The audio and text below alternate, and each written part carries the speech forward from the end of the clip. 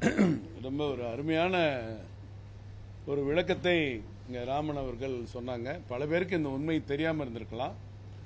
ராகுல் காந்தி மட்டுமல்ல, நம்ம முதலமைச்சர் மு.க. ஸ்டாலின் உள்பட, உதயநிதி உள்பட இந்த உண்மையெல்லாம் தெரிஞ்சுக்க மாட்டாங்க.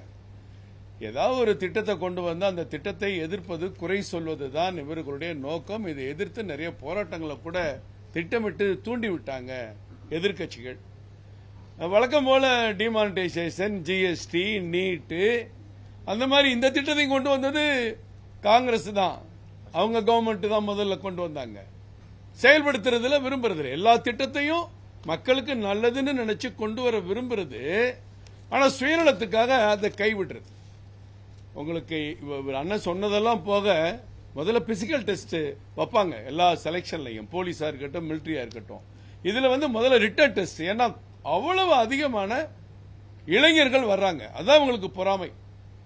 75,000 பேரை செலக்ட் பண்ணா ஃபர்ஸ்ட் பேட்ச்ல 8,80,000 பேர் பரீட்சைக்கு செலக்ட் ஆகுறாங்க. 8,80,000. அப்ப நம்ம போய் உயரம், பாடி இதெல்லாம் அளக்கிறத விட முதல்ல ரிட்டன் டெஸ்ட் வச்சு அதை கொஞ்சம் குறைக்கலாம் அப்படின்னு யாரையும் விடாம அந்த இளைஞர்களுக்கு ஒரு வாய்ப்பு, தவறான பாதையில் போறாங்க, இளைஞர்களுக்கு ஒரு வாய்ப்பு கிடைக்கலங்கிறாங்க, வேலை வாய்ப்பு கொடுக்க முடியலன்னு எல்லாரும் பேசுறாங்க. ஆனா ஆண்டுக்கு 75,000 பேருக்கு வேலை கொடுக்கறோம்னா சாதாரண வேலையா? இன்னைக்கு 10 லட்சம் ரூபாய் ஒருத்தர் 17 வயசுக்கு மேல 22 வயசுக்குள்ள வந்துட்டாருன்னா அவரு வருமானமே 10 லட்சம் ரூபாய் கொண்டு வீட்டுக்கு வர்றாரு. அண்ணன் சொன்ன அடிஷனல் பெனிஃபிட்ஸ் எல்லாம் ஏராளம். நிறைய கவர்மெண்ட்ஸ் அறிவிச்சிருக்காங்க. அது அண்ணன் இங்க சொல்லல. நிறைய ஒரு 16 கவர்மெண்ட் எங்களுடைய போலீஸ் செலெக்ஷனு, முக்கியமான அரசு வேலைகள்ல அக்னி வீரர்களுக்கு முன்னுரிமை கொடுப்போம்னு அந்தந்த முதலமைச்சர்கள் டிக்ளேர் பண்ணிருக்காங்க. இப்படி ஒரு அற்புதமான வாய்ப்பு எப்படி வந்தது? பாகிஸ்தான் கார்கில் போர்ல நம்ம வெற்றி பெற்றாலும் அந்த போரிடக்கூடிய இடங்கள்ல நமக்கு கொஞ்சம் பாதிப்பு அதிகம். அப்ப ஐயா வாஜ்பாய் அவர்கள் அப்ப கூப்பிட்டு எல்லாரும் கேட்டாங்க, அங்க ஆவரேஜ் பாகிஸ்தான்ல 24-25 இருக்கு. ஆவரேஜ் சாதாரண ஜோல்ஜர்ல இருந்து ஜவான் வரைக்கும், லெப்டினன்ட் வரைக்கும். பட் நம்ம இதுல ஆவரேஜ் பாத்தீங்கன்னா 30-32 இருக்கு. இது கொஞ்சம் எதிர்காலத்தில் டேஞ்சர் நம்ம நாட்டுக்கு. அப்ப உதயமான விஷயம். அப்படியே பாகிஸ்தான் மட்டும் இல்ல, நீங்க லண்டனா இருக்கட்டும், அமெரிக்கா இருக்கட்டும், சைனா இருக்கட்டும், ஆவரேஜ் 23-24 ஏஜ். நம்ம ஊர்ல 32. இப்ப சொன்னாங்க இப்பதான் 29 இறங்கி இருக்கு. இன்னும் கொஞ்சம் கீழே வரணும். 4200 கிலோமீட்டர் எதிரிகள் நாட்டோட பாகிஸ்தான் சைனாவோட பார்டர்ல நம்ம வாழ்ந்துட்டு இருக்கோம். அப்ப ஐயா வாஜ்பாய் கேட்டாங்க, இந்த காங்கிரஸ் என்ன சதி பண்ணிருக்கு? பாரத பிரதமர் தெளிவா சொன்னாரு, ராணுவத்தை ஒரு பகடைக்காய பயன்படுத்தி ராணுவத்தினுடைய வளர்ச்சிக்கு குறுக்கறது காங்கிரஸ் கட்சி. 1985க்கு பிறகு ஒரு நவீன போர் விமானம் வாங்கலாங்க இந்த இந்தியால. இன்னைக்கு Rafale first batch second batch வரப்போகுது. ஒரே உத்தரவு, அதெல்லாம் வேண்டாம், எனக்கு நீ வரணும், நீ மெயின்டைன் பண்ணணும், இந்த மாதிரி வசதி வேணும்.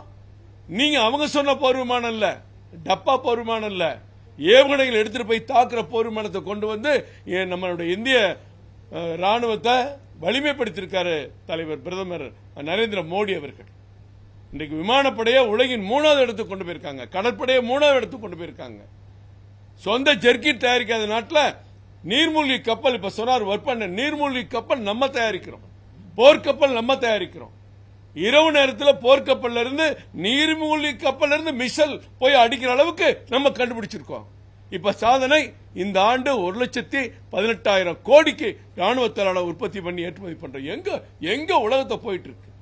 இதே முன்னாள் காங்கிரஸ் ராணுவ அமைச்சர் எதுக்கு எல்லை பகுதியெல்லாம் சீர் பண்ணணும், எதுக்கு ரோடு, எதுக்கு பாலம், அப்படிலாம் இருந்தா எதிரிகள் சீக்கிரம் உள்ள வந்துருவான்னு அப்படி கத்துக்குட்டித்தனமா பேசுற கட்சி தாங்க காங்கிரஸ் கட்சியுடைய தலைவர்கள். இன்னைக்கு ஒட்டுமொத்த பார்டர்ல அங்க சைனா என்ன நவீனம் பண்ண நம்ம நவீனம் பண்ணிட்டு இருக்கோம்.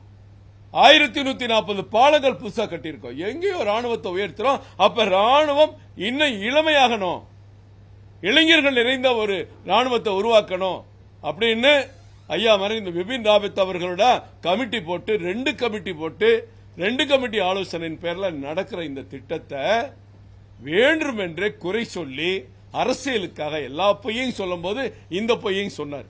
இது எந்த அளவுக்கு பொய்யுங்கிறத அண்ணன் தெளிவா சொன்னாங்க. இது திடீர்னு வந்த திட்டம் இல்ல. அக்னிவேர் 3 கமிட்டி அமைக்கப்பட்டு அதற்கு பிறகு உருவான திட்டம். இது என்றைக்கு 20 ஆண்டுகளுக்கு முன்னாடி உருவாக்கிய திட்டத்தை கிடப்புல போட்டு இந்திய ராணுவத்தை ஒரு வலிமை இல்லாத ராணுவமா மாத்தணும் அப்படிங்கிறது அவங்களுடைய உள் மனசுல இருக்கிற ஆசை. அதைத்தான் அவங்க செஞ்சுட்டு வந்தாங்க. இன்னைக்கு அதெல்லாம் மாற்றி எப்படி ராணுவத்தில் பல்வேறு துறைகள்ல நம்ம முன்னேற்றம் அடைஞ்சிருக்கிறோமோ, 6.5 லட்சம் கோடி பட்ஜெட்ல ஏறத்தாழ 2% ராணுவத்துக்கு பட்ஜெட், மொத்த பட்ஜெட்டை 2% ராணுவத்துக்கு ஒதுக்கிய பெருமை இன்னைக்கு நரேந்திர மோடி அவர்களுக்கு சாரும்.